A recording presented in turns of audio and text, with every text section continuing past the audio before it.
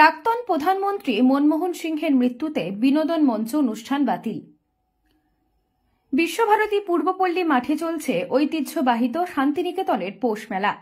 এই মেলায় আজ পঞ্চম দিন, কিন্তু দুঃখের বিষয়ে গতকাল ভারতের প্রাক্তন প্রধানমন্ত্রী ডক্টর মনমোহন সিং প্রয়াত হয়েছেন।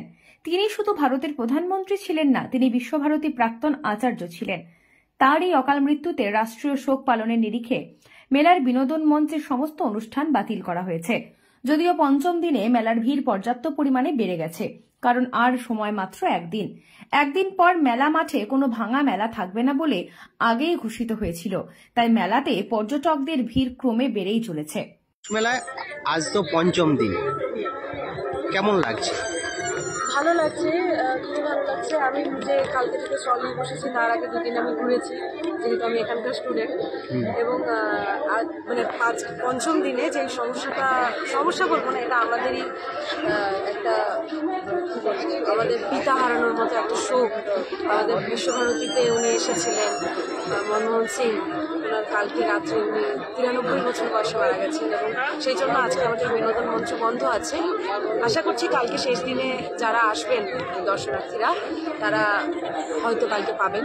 আজকের দিনটার জন্য আমরা সবাই বিশ্বভারতী সব স্টুডেন্ট এবং কর্তৃপক্ষ সবার তরফ থেকে যারা দর্শনার্থী এসছেন তাদের কাছে ক্ষমা চাইছি, এবং হয়তো এভাবেই শোক পালন করা আমাদের উচিত, এবং আমরা অত্যন্ত মর্মাহত।